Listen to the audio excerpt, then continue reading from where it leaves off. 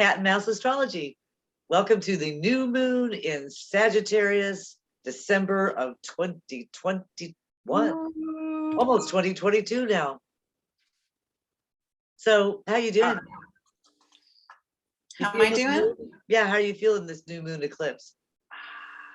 I'm feeling pretty good. I was about to take a nap, but I think I'm getting a second wind. I think there's some possibility in this new moon. I think it's got some good stuff. It's got some great shapeshifter stuff to it. Ooh, shapeshifter stuff. I love shapeshifter stuff. Yeah, and some transformation is being called for. Yes. Exactly, which is not a bad thing. And some standing up for ourselves and our dignity. Ooh, well, I want to pull up the chart so we can talk about this a little deeper, man. Yeah. I like this. I mean, I love the way that these things can portend for us differently in different lives, but that they show the overall themes. Uh-oh, it went away somewhere. Dang it. Darn it. Where did it go? Let me see if I can find it here. It's coming. There it is. Yeah. There it is. Well, Yeah. we'll just plow forward because, hey, there it is. So this is December the 3rd, and this is the date of the eclipse. It's going to be tonight, East Coast, I think 11:30 or something like that. And I've got this kind of as a new moon where we're going to dig deep and let go and allow some transformation, hopefully. Yep. So the other thing I was thinking of with some of the squares we have is, you know, if you're not real happy with what's changing or what's happening, this too shall pass. And there's something about endings and letting go of something involved in this new moon. Mm-hmm. So let me make it a little smaller so we can see it better. It's right there. How about that? Okay. So what do you think, Kat? Why don't you start off with your impressions here? Okay. Well, we have the last eclipse in Sagittarius. So it's a new moon and it's almost conjunct, pretty close to conjunct Mercury. And it's also in direct opposition to the black moon, which we don't see on the chart, but imagine a red line into Gemini. And then we have a sextile between Mars and Venus, which is always nice, and Pluto, which gives extra depth. And then we have a square between Saturn and Uranus, which keeps happening. Over and over. Over and over and over. And then you have, what's that green line between the eclipse and Uranus? That is a quincunx, sometimes called an inconjunct. It's 150 degrees. And it is an angle that maybe makes things more difficult. You know, a trine makes things easier. A quincunx is kind of like Rick Levine describes it as the fly or the mosquito in the tent when you're trying to go to sleep. Yeah. So it's like the irritation because it's not quite an opposition. It's like, things are just a little askew. Right. Yeah. Right. Exactly. Yeah. Good review of that. So, there I am now too. Yeah. So I thought we had, you know, kind of some interesting geometry going on there with this. Yeah. We've also got Jupiter's on the 25th degree as well as Pluto on the 25th degree. Right. And Mars. And Mars. 23rd. Yeah. So there's also a square between Jupiter and Mars. Right. So we've got some, you know, there's some interesting interplay here. The biggest focus, of course, is the moon, the new moon. And with Mercury, you know, this is a talkative new moon. It's like something new's happening. Let's talk about it. Let's talk about what's happening. Or something old's finally getting cleared out. And what? Or something old's finally come into its fruition. And definitely that's part of it, isn't it? Because we've got this Pluto energy. We've got this quincunx, which may make it a little bit more difficult for us to talk about the changes. You know, maybe that's what the quincunx is about, is, Yeah, we know there's changes going on and we need to talk about it, but it's a little uncomfortable to talk about the changes, Mm. perhaps. I think the black moon's going to help us out there. Talk about the black moon. So the black moon is at 15 Gemini. So it's directly opposed to Mercury. And Mercury is at the degree of the groundhog searching for its shadow. And the black moon is at the degree that's described as an enslaved girl standing up for her rights to her mistress. Wow. So we could look at that as being assertive about your dignity and your worth and your value. Coming from that place that the black moon is that like shadowed self, while Mercury is looking for its shadow. So there's this whole like, what are you keeping hidden that needs to find some expression? What in yourself do you value that you're maybe not giving manifestation to? And now's the time to do that, or to look for that in yourself, at least if you don't know what it is. And maybe giving voice to is a really good way of looking at it. Yes, because voices are all over this chart. Right, and with the Mercury right there, that is definitely highlighting, the throat chakra and ability to speak up for oneself, as you've talked about. I find it fascinating that, in astrology, you don't have to, you can have just a piece of it and understand something, but a lot of times you get a mirror in another area where it says, yep, that's what the deal is. And that's exactly what we see with the conjunction of Venus and Pluto. Yeah. Here we have Aphrodite, diving into the pool, perhaps bringing up treasure, perhaps bringing up, some gunky stuff. Right. It's kind of hard to see. I mean, that's where I came up with this hope comes from beautiful memories, because Mercury's not just going to conjunct Pluto one time. As we talked about a couple of months ago, Venus is not going to simply conjunct Pluto once. It's going to conjunct Pluto 3 times. Mm-hmm. So it's headed to the conjunction with Pluto. It's going to back into another conjunction with Pluto, and then it will go forward again and pass Pluto again. So Pluto is hanging out there for, a long time, but it's also getting towards the end of a long 10 years of Capricorn. Mm-hmm. This has been a more than 10 years period of time in Capricorn. So this is a pretty heavy conjunction with Venus. It's pretty substantial. Yeah, and it'll go on for a while.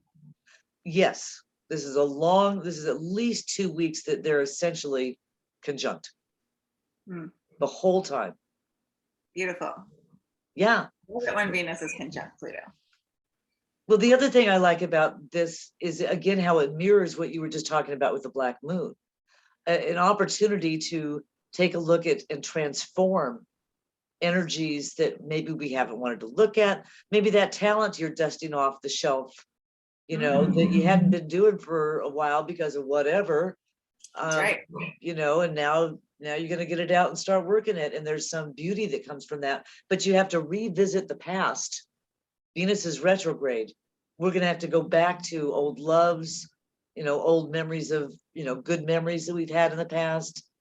It's in Capricorn, maybe our ancestral memories. Always. And by dredging up, by going deep into those things we value, things that are important to us, we can resurrect something transformed. Yeah. I mean, I'm thinking of, like you go into the closet and you dig something out, you're cleaning out the closet, you find something like, wow, that's cool. I could make that into a mobile. I've always wanted to make a mobile. And somehow you've revived some beautiful dream with some old crap you found in the closet while you're cleaning it out because Venus is retrograde. Reviving old dreams. Oh, it's making me think of what did she put? One of the symbols is a woman watering her garden. Yeah. Is that Neptune or I think that is, Sure. let me scroll down and see. Let's scroll down. Yeah, that's this 11 Aquarius. Uranus. Okay. Yeah, 11 Taurus, Aquarius. yeah. That's, Uranus.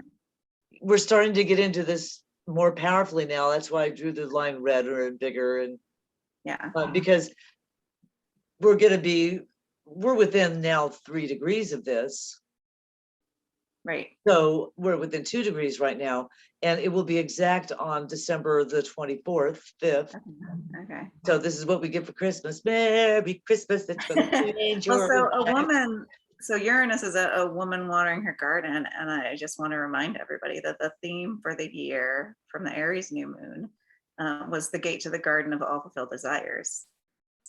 Yes. Here you are talking about like, here's the time to dig up your past longings with Venus retrograde transiting Pluto. So we get back to what do you desire and what are you gonna attend to in your garden of desires? And then the full moon is telling us to speak about it and transform things, or the new moon, I mean. Yeah, beautiful analogy of those symbols. And the new moon is at this degree twice. Both the moon and Saturn speak of flags turning into eagles.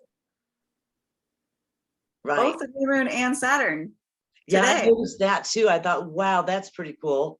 Again, we get that mirroring where you can look at several parts of the chart and get the meaning. Yeah. Because they're reflecting the meaning in several different ways. Yeah.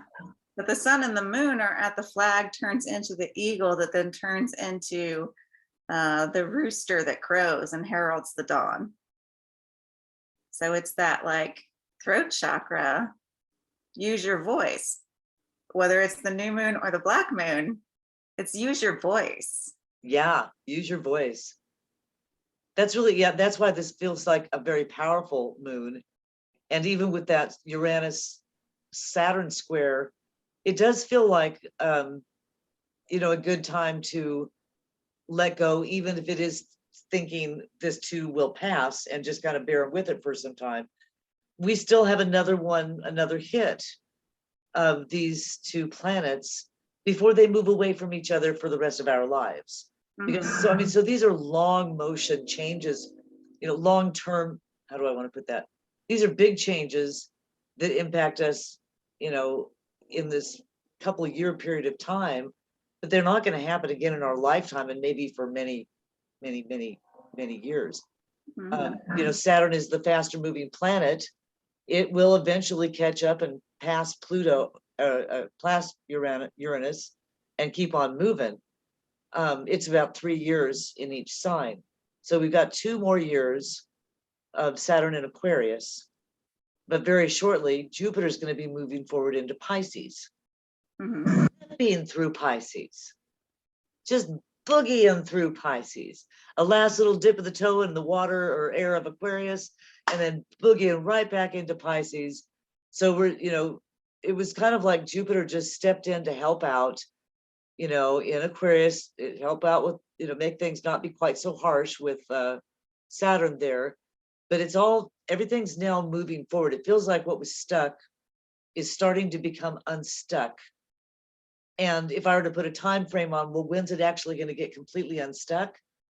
I'd say this time next year, as we finish that final square and these two planets separate. Yeah. Permanently for, a long, long time. Yeah. Let's look at those symbols a little bit more detailed. Here's another way of looking at the moon being described. I covered things up a little bit. The moon, of course, conjunct the sun at 12 degrees of Sagittarius, and Mercury at 15 degrees of Sagittarius, and Pluto conjunct Venus back at 22 degrees, 22 and 25, moving into a conjunction at 25 degrees of Capricorn. And again, then it's going to be like, I always think of like a record, rubbing a record, because that Venus is going to rub around with Pluto for a while, scratch it over here, then come back and scratch it over there. Then Scratch it over here, then move on. It's gonna be a Go back bit. over those deep desires again and again and again. Yeah, we're gonna look at the desire, we're gonna look at it again, and we're gonna look at it again. Really think about it. Right. No more lingering at the gate to the garden. Right. Just like plow right in. Just plow right in. That's right. Transplant those flowers and give them some water. That's right. That's right. Now, the tell me something enlightening about the change is the Mercury conjunct the sun opposite Uranus. So one thing that we've seen, and I've heard other astrologers talk a lot about, is just look at the literal interpretations of some of these things, because, you know, a while back we had a Mars configuration in Scorpio, and on the same day, 500 people were stung by scorpions in Egypt, as there was a huge literal plague of scorpions that just What? went through the city. I mean, for Pete's sake, you know, so some things are really actually quite literal. So if you just take the interpretation, tell me something, which is Mercury enlightening new moon, you know, Yeah. our sun enlightening the moon about change, Uranus, well, there you go. I think we're Right. going to learn something enlightening about something that's a change. Probably about our shadow because it's an eclipse. Bam, exactly, perfect. The not likely comes from the inconjunct, What do you mean? because Uranus is inconjunct this sun moon, rather than, I said opposite, but it's inconjunct, Yeah. which means that, you know, there's not a tug of war, there's not a restriction. It's more of a like, or, you know, maybe not. You know, there's a disconnect where we may not get, at this juncture, we may not really get the answer to the question, tell me something. Yeah. Yeah. Or at least not something that we want to hear, because there's an irritation involved in it. Yeah. But for the questions, coming back to the Venus, how can revisiting past structures and ambitions help us make needed changes for the future?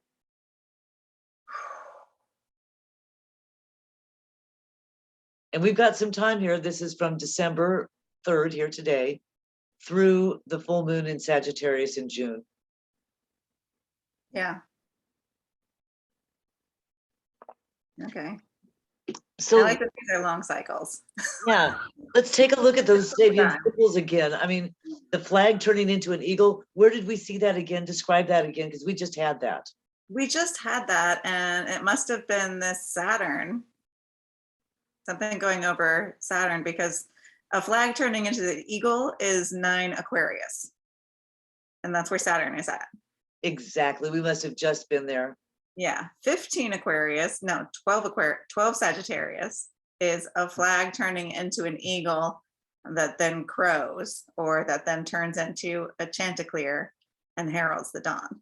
Yeah. Which we also saw recently, the chanticleer heralding the dawn. Exactly. Which I mean, I like this symbolism because it makes me think of maybe people that are flag waving actually getting a sense of the real high view of the eagle, and, you know, having an enlightening, because this is an enlightening period, having some enlightenment. That would be lovely. Yeah, and the eagle is saying, hey, we're gonna get through this, it's all groovy. The eagle is the one that's turning into that crowing bird saluting the dawn. So I think this is a pretty positive configuration here. You know, it could also be the British are coming, the British are coming. That has its own degree. Somewhere in Capricorn, I don't know. Yeah. No, it's good to point out that symbolism of the eagle,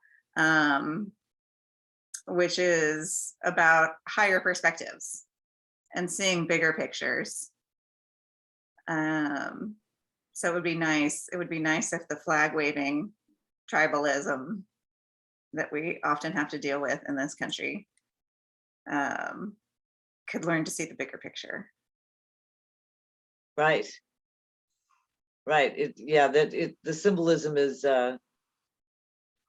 it's doubled again, mirrored again, just with Sagittarius, and that same sense of seeing the bigger picture. Sagittarius being the sign of Knowledge and yeah, travel. exactly, right. So yeah, pretty cool there, in fact. So we've got an enlightening period of time ahead of us, right? If we use it right. If we Yeah. use it right. I mean, And we I will be think it's enlightened good. and not happy about what we're enlightened about, but Yeah. overall, some change that's coming, triggered by Uranus, maybe in struggle with Pluto or with Saturn, is helping us to dig deeper. But that digging is certainly being benefited by Venus. And the black moon. Yes. Yeah. Talk a little bit how the black moon is benefiting us and can be used as a positive in these difficult times. Well, I think it goes to the shadow. Like what we're talking about here, I think, is an enlightenment of the shadow. And the black moon is what we keep in the shadows. And eclipses are all about revealing the shadows. And then Saturn or Venus is in Capricorn, which is very and with Pluto, and that's very shadowy, down in the depths. So I think it's a really important time to accept your shadow. Yeah. My phone's acting up. So Venus, symbolizes love and relationship patterns in our life. And it works in 8-year increments. It makes a star pattern in the sky. It actually paints the pentagram as it does its retrograde cycle. So we got these 3 times, the first time on the 11th, and then we have it on the 25th, and then it'll be again on the 29th in Capricorn, outside of this configuration. But Venus, is love, beauty. It's the desired, what we value. It's got this pattern of 40 days and 40 nights in how it runs its cycle. And it's the evening star and the morning star. Exactly. Evening star, and right now it's in its shadow as it's retrograde. So it is, it is less, it's not strong, it's more highlighting maybe, and that's why I'm thinking of reminiscing about things we used to love or things we used to value, or maybe, thinking about, nostalgia. Old lang syne. And people do that at this time of year anyway. Yeah. But this configuration is not dependent upon this time of year, but again, things mirror, and it coincides with the time when people often become sometimes even a little maudlin. What I love and what I desire may be not close to me. But we may be missing people that we lost over the last year. Conjunct Pluto, we may be looking at some things like regeneration, transformation, rebirth, and again, as with Dark Moon Lilith, the subconscious. So again, that totally mirrors it. One thing that's going on here with that square is we're reviewing dark beauty. Oh. We're revealing deep desires, potentially. Yeah. Or revisiting sexual transgressions. Pluto and Venus can create some really interesting things. Maybe somebody's coming out of the closet to their family over the season. Getting to the bottom of relationship issues. Yes. Renewing deep love. Yeah, that feels really strong right now. Yeah, and I think renewing deep love in so many ways, not just on the personal, but maybe on a bigger, larger level is, really important right now. Yeah. So what do you think of these symbiont symbols? Which ones? The Pluto, Yeah, that Capricorn, the Capricorn. Pluto and Venus. Well, you're talking about love lost, and things lost is well aligned with the general accepting defeat gracefully. I always think of where Pluto's at, the store filled with precious oriental rugs. I always think of that as a like ancestral degree. It seems to show up in that way, because there's an element of like ancestral skills and traditions and comfort.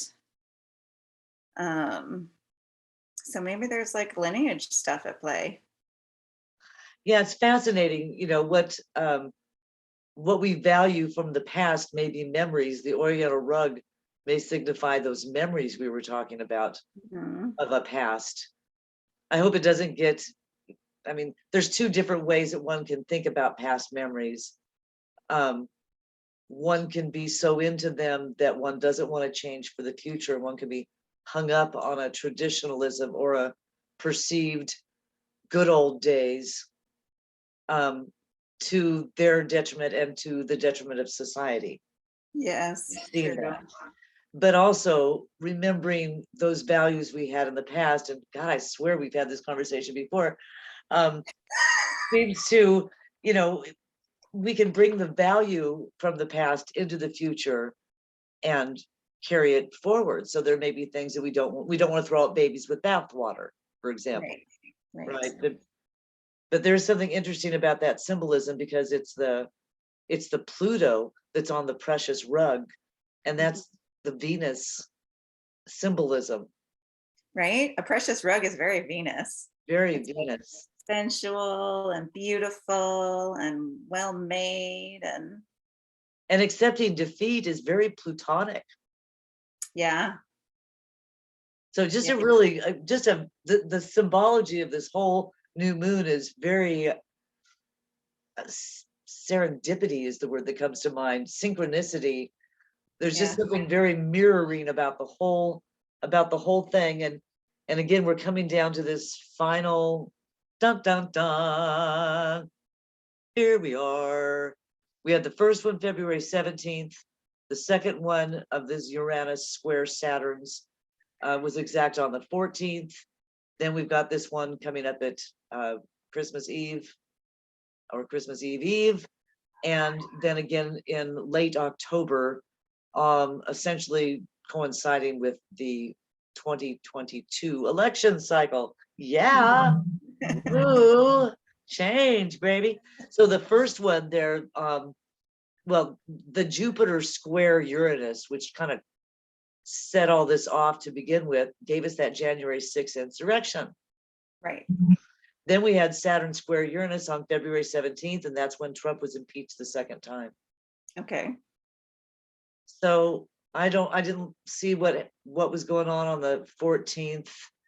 There was, I think, news about the Delta virus coming out that I don't know if that's related, but there, these triggers do have a larger impact in the world as well as our personal lives. Yeah, they do. But I'm curious about what this one is going to portend, especially with the January 6th committee investigating that right now. I wonder if we're going to get some news at the end of the year. Oh, with this Mercury. Yeah. Very likely. The Mercury is like heralding something, right? A new day. So maybe we're going to get some actual justice. Please. That would be very Venusianly beautiful. It would be. To have some value. There's nothing in the astrology that makes it seem like the authoritarians are going to win. I don't see that. I don't see that anywhere. I don't see that anywhere. I have because you know where Jupiter is. Jupiter is at 25 Pisces, the purging of the priesthood. Ooh. And that is the degree that Saturn was at last May, June during the Black Lives Matter protests. Okay, read it one more time. 25 Pisces, the purging of the priesthood. Pisces or Aquarius? Pisces, this is Jupiter. Oh, okay. Yeah. I forgot where I was going with that. No, I think that's interesting. But these things come back around. Right, things They come have back. bigger implications. Yeah, So we're getting that degree hit again too. And that like a purging of a priesthood is like getting rid of the corruption. right, exactly. And again, things happening both literally and figuratively.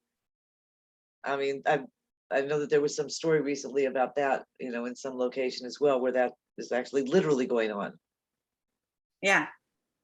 So I mean, the Uranus square is pretty interesting. I really like the woman watering flowers in her garden. It's been rubbing up and down from 7 to 14 degrees. And right now it's at 11. So it's moving forward, but we're going to go back through 12, 13, 14 here. Mhm. And so it's going to be interesting as it goes back over again, like that record. We're going to get back to that like sleigh that can't move because there's no snow. Right. Yes. Apologies to anyone who might be listening and missed that episode. Right. But we really like a little snow under our sled, boards. It really helps the going. It does. It does a lot. So what do you think about the Sabian symbol on 11 Aquarius? So that's the next time, that's what's coming up on Christmas Eve? Is that square? Well, we're right now at, 11, Okay. 11 degrees Aquarius. Whew. Okay, during a silent hour, a man receives new inspiration, which may change his life. That seems pretty cool. Yeah, and that's going to be Saturn at Aquarius, even though it says Uranus. Man, spend some time in ritual and meditation on Christmas Eve. Yeah. Get that inspiration to Right. change your life. There's so much transformation happening right now in the charts. It's not just flags turning into eagles. It's going to be receiving new inspiration at the next perfect square. And that is a very Saturnine kind of change. He's not, this kind of finding inspiration that can change your life by introspection, through meditation, through time alone. Those are things that are rather Saturnine. It's not like you're skipping through the forest, chasing butterflies, and then you suddenly change. It's much more a process of alchemy, of self alchemy, some kind of a discipline. What? It's discipline. Disciplined. Yeah, exactly. And I do want to scroll back up to that. What is our? Yes, Saturn is at 9. It'll be at 11 by they'll both be conjunct to, like I said, it's moving faster, Saturn is, than Uranus. Yeah. So when Saturn is at 11, Uranus will still be at 11, and they will be direct, and we're likely to feel that both collectively and individually. Yeah. And this moon is obviously heralding, communicating to us some of the discomfort that this change is bringing to both people in general and to us individually. It's not really comfortable to go into change, even if it's a good change. Yeah. I remember my first day in junior high. I had a nightmare before I went to school. I got lost in the halls. I didn't have my shirt on in the dream. I mean, we are really traumatizing that you remember it. It was, and I loved going to that school. I loved, the excitement of the first day at a new school. So thrilling. It's like public speaking. You want to get up and speak in public. You want to spread your words, but then words can't come out of your mouth because you completely freeze up and turn into a gibberer. Mm. So I think that inconjunct is actually tying our tongue a little bit, maybe. Yes, I agree. We're going to have to work with this energy and see if we can find some ways to use the Mars energy that's in a good configuration with the Pluto and Venus so that we can speak more eloquently, because, you know, our awkward speech might make it more challenging. Yeah, that's a good point. And Mars is our other major degree that talks about transformation. What's that degree point? It's 23 Scorpio, and it is at the symbol of a rabbit morphed into a fairy. Ooh. So it's like all about shape shifting. This new moon eclipse is all about shape shifting and transforming yourself into some like better, more dignified, more authentic version. A rabbit was an important symbol in ancient Celtic mythology. Yeah. What is it about? I'm not sure if can define it well. Fecundity, is that the word? Fecundity. Yeah, yeah. Yeah. Fertility. Yeah, they reproduce, and it's I kind of get the impression it would be kind of a benevolent, like a Jupiterian, Okay. you know, Okay. beneficial fecundity. There's that awkward speech. Right. You know, Wait, and that's the second time that Mars has been at a fairy degree. and that's interesting too, At isn't the it? last full moon, it was like the king of the fairies approaches his domain. And we're like, do we like that one? I don't know if it fits. And now here we are, Mars again. It's like, oh, I'm going to turn in from a rabbit into a fairy. While the flag turns into the eagle.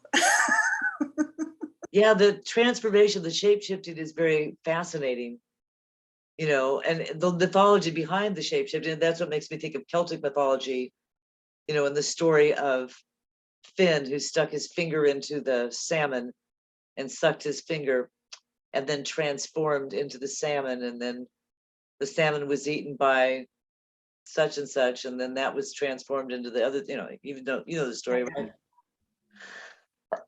Excuse me. So there's a major transformational theme in Celtic mythology.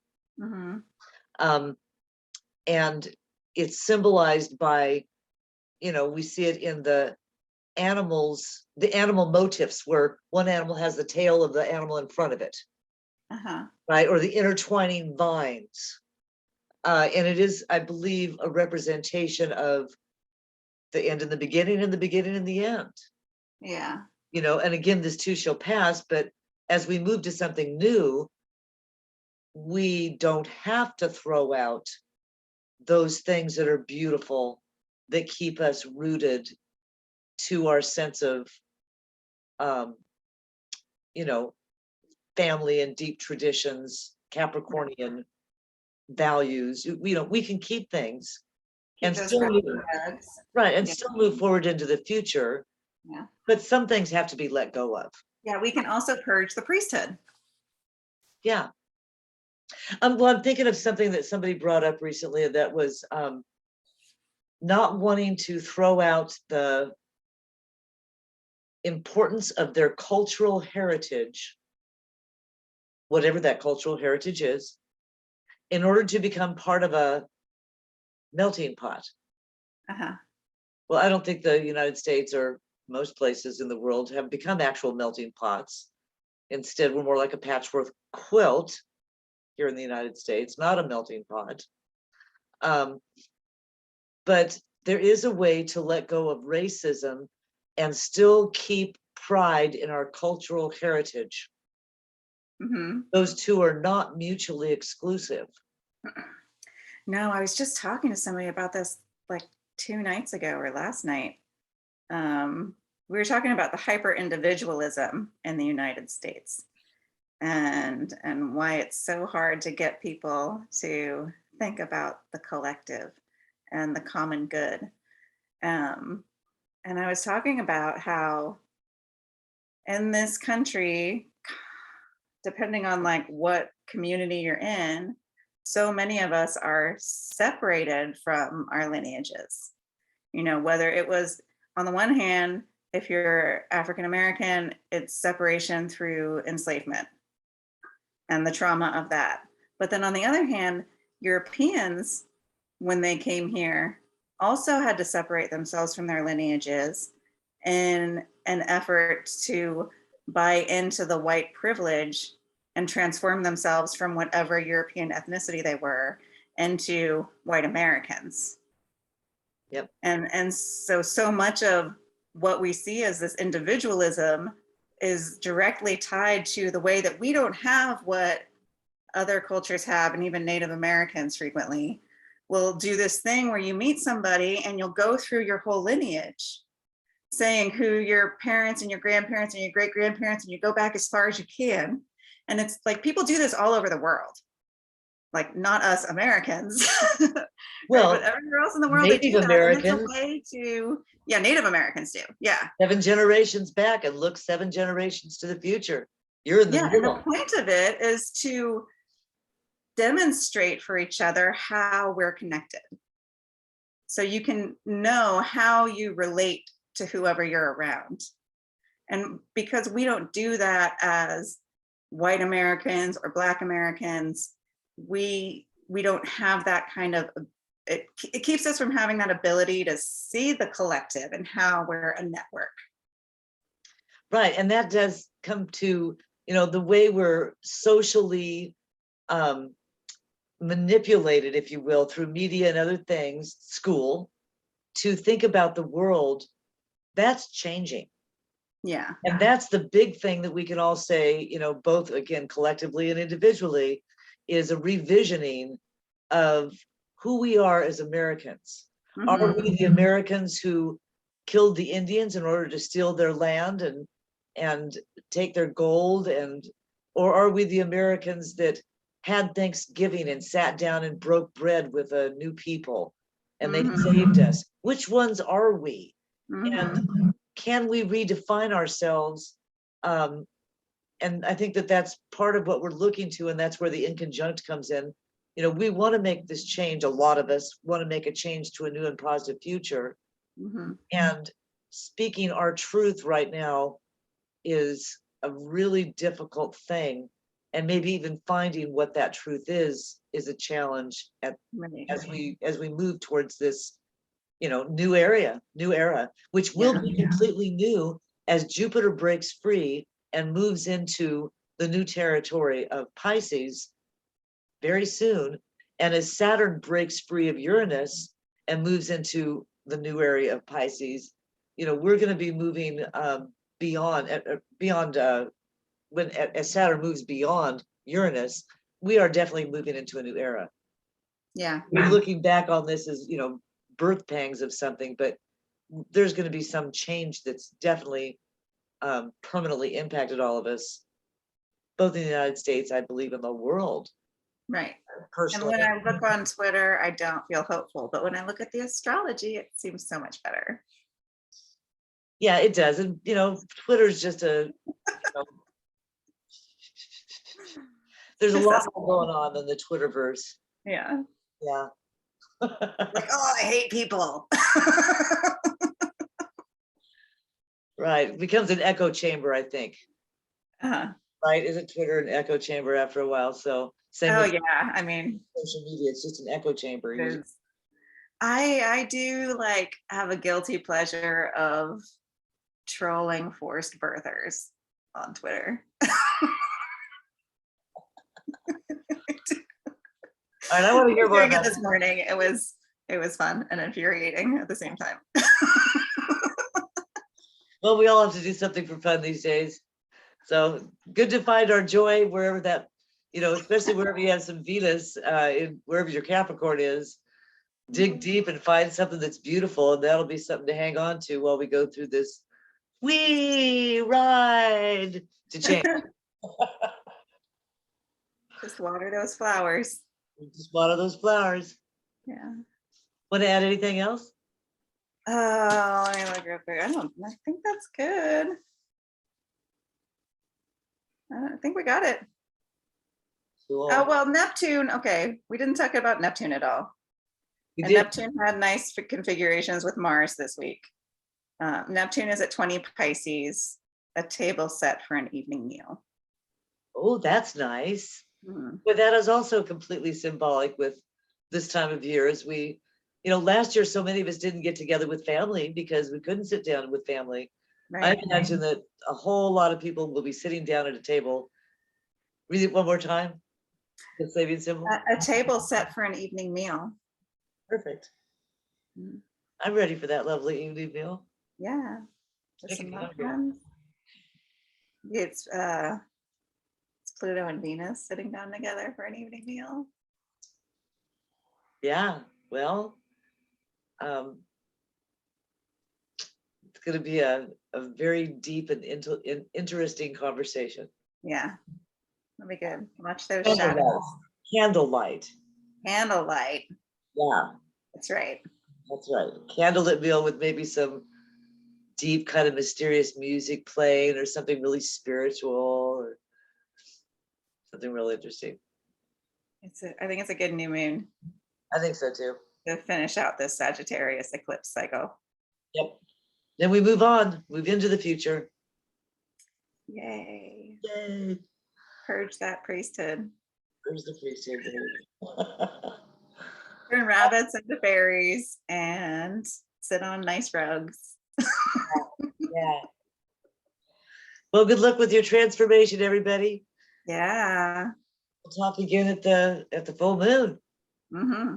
Woo-hoo. Bye. Bye.